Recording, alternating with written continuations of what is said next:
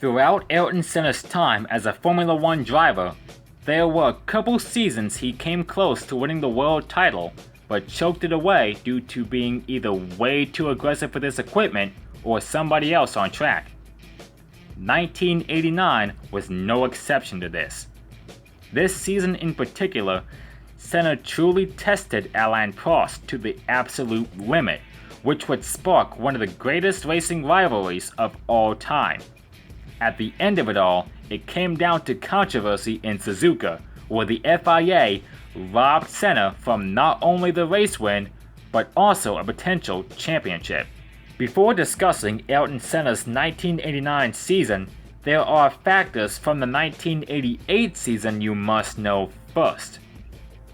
The McLaren-Honda package that year was extremely powerful. The combination of the monster Honda Turbo V6 engine and the MP4-4 gave both Ayrton Senna and Alain Prost a huge advantage over everyone else in the field. Senna, in particular, was the driver to beat.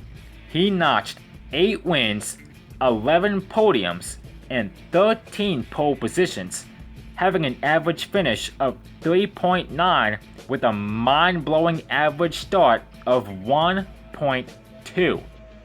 Compared to Prost, he recorded 7 wins, 14 podium finishes, and only 2 poles, with an average finish of 3.6 and an average start of 2.5. As we all know, it was of course Senna who came out on top with the championship. Things looked promising for the Brazilian heading into the 1989 campaign, determined to score 2 consecutive world titles in a row. The first race of the year would take place in Senna's home continent in Brazil, where he took pole. The start was not what he anticipated. Getting sandwiched between the drivers Riccardo Patrese in the Williams and Gerhard Berger in the red Ferrari, Senna's chances of winning in Brazil for the first time were over right then and there. Meanwhile, Prost kept the car clean, despite the tires being completely worn out in the final stages. When the checkers flew, it was Nigel Mansell and his Ferrari who scored the win, with Prost hanging on to second place. Senna, on the other hand, couldn't recover from his first lap incident, albeit 2 laps down, ranking P11, multiple spots outside the points. The second round in the championship was located in Imola for the San Marino Grand Prix. The McLarens qualified 1-2, with Senna once again taking pole position. This is where things take a controversial turn. Prior to the race, the 2 teammates had agreed whoever led the pack coming in and out of the first couple of corners takes complete control of the race lead throughout the entire Grand Prix. When the race got into action, it was Senna who led the charge. During the first lap, Ivan Capelli in the March spun off and crashed. Then, Gerhard Berger had a vicious crash at the flat-out Tamburello corner. Race was stopped as Berger was lifted to a nearby hospital. When the race restarted, it was Prost who took control of the lead. When he did so, he thought that because of the do-over, it gave him a second chance to take the lead, in which he did. In Senna's case, he thought that whoever was in front stays in front, even if there's a second attempt. Because of it, the Brazilian made his move back into first. This was actually the start of the Senna vs Prost grudge match, to which Prost stated it violated the pact they agreed to terms with. Although the Frenchman was kinda satisfied with the fastest lap of the race, he said, but it didn't help that Senna took home the checkered flag.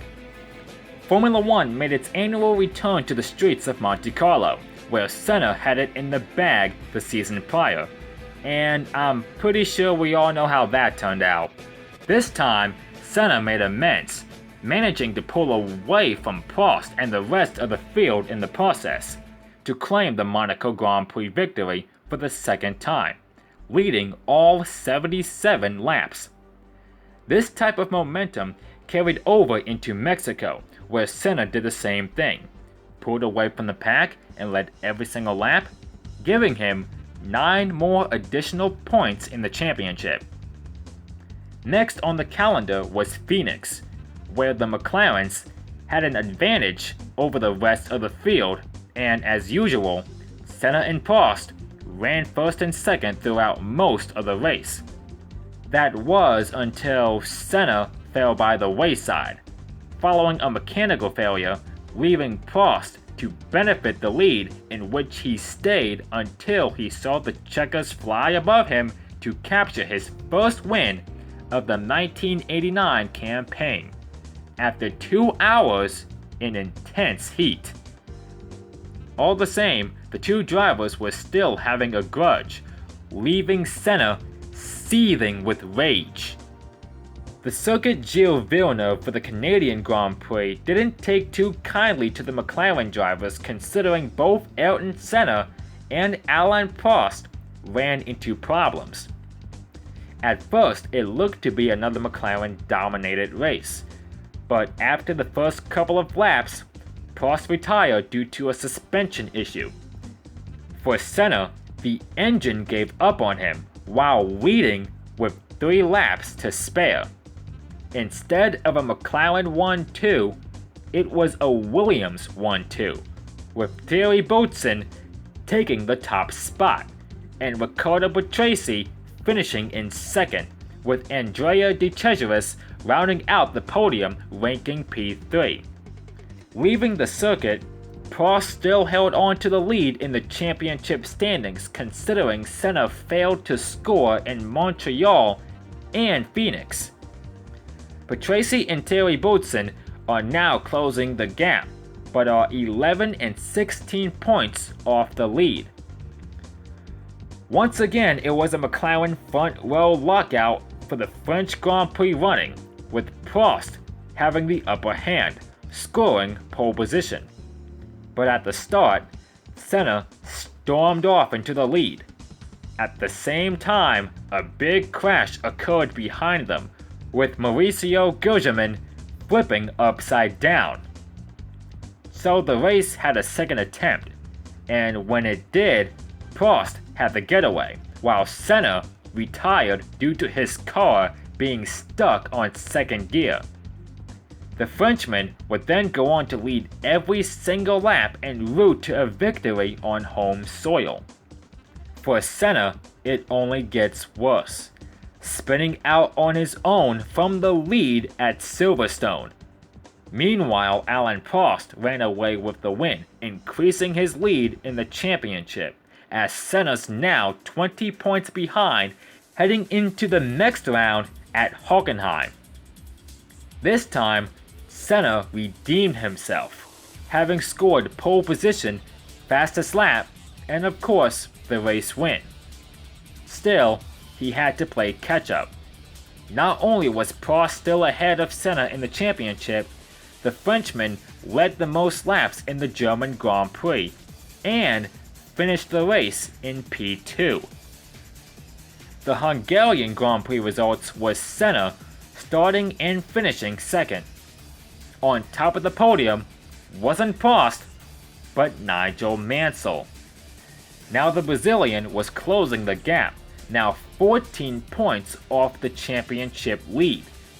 With 6 rounds to go, time was running out. Senna knew this, following a lights to flag victory in Spa-Francorchamps. It could have been the same in Monza, but following a blown engine with 9 laps to go and rival Prost taking the flag, the pressure was on. It was a little too much for Senna to handle, because in the Grand Prix of Portugal he crashed out, tangling with Nigel Mansell's Ferrari. He comes down right where he is. He's right there. He's holding his line, and then Senna just comes all the way down in front of him and wrecks himself. Doesn't even act like seriously, doesn't even realize he's there. Just comes right down in front of him. Seriously, he held his line. Senna didn't. Comes right down in front of him, and that's why he gets wrecked. Because he just makes a stupid move like that. As for Prost, he stayed out of trouble to capture second place on the podium. Ayrton Senna was now fading back, 26 points behind. He'd had to hope for a miracle in the Spanish Grand Prix. A miracle it was indeed. Pole position, fastest lap, and the race win after leading every single lap. Heading into the penultimate round in Suzuka, Prost and Senna were somewhat neck and neck in the standings. In order for Senna to still mathematically have a shot to win the title, he'd have to hope that Alain Prost ends up finishing outside the points, and furthermore, win the Grand Prix. Prost knows that if Senna does not finish in the points range or fails to win the race, he will become the world champion for the third time. As most of us know, we all knew what happened on that particular day. And having to resist that pressure, keep his racing line, not go wide, not leave an opportunity and a door open through which Senna would be like a flash. Now, there are very few cars left on the circuit. There's 14 running now out of the 26 who started. And if Prost comes up to any of them, this is the opportunity that Senna's looking for. And he's going through. Ouch! Oh my goodness, this is fantastic. Late in the race, the two collided, which is one of, if not the most controversial moment in Formula One history. Prost got out of his car and retired from the race. Senna kept going, and by doing so, he merged back onto the track using the escape route, speeding through it in the process. Moments later, his front wing got damaged. He comes into the pits for a new nose, losing the lead to Alessandro Nannini. Eventually, he passes Nannini at the exact spot where he and Prost crashed. Crossing the finish line, Senna and everybody else watching thought as it happened, the championship was still possible. At least that's how it looked at first, until further investigations on Senna's actions on taking out Prost were being analyzed by the stewards. During the post-race, they released a statement and it was clear. Alain Prost was the official 1989 world champion. Ayrton Senna, meanwhile, was docked those 9 race-winning points and disqualified. Furthermore, a 6 months ban and a $100,000 fine. Just like that, Senna's chances of winning back-to-back world titles were over, and they ended in dreadful consequences. But there was still one more race to cap off the 1989 season. In Adelaide for the final race, Ayrton Senna defended his case following the turn of events in Japan. And today what we have in Formula One, what we had in Suzuka, it just reflects the present situation, the political situation that we have in motorsport and particularly in Formula One. And if that's what we have to face to prove, or try to prove at least, that there are still people that have got some value, we'll go. And I'll go right to the end. I'll do all what I can to show that there is some values behind everything. Senna later took pole position, led the first 13 laps, and crashed out. In conclusion, Ayrton Senna wrapped up 1989 with 6 wins, 7 podiums, 13 pole positions, leading 481 laps in total, having an average start which is the same as 1988 of 1.2 with an average finish rate of 9.2, and scoring 60 points, 21 shy of Prost's 81. Even though Prost won the championship, he left McLaren to join Ferrari. But aside from that, it was an eventful, controversial, out-of-control season for Ayrton Senna.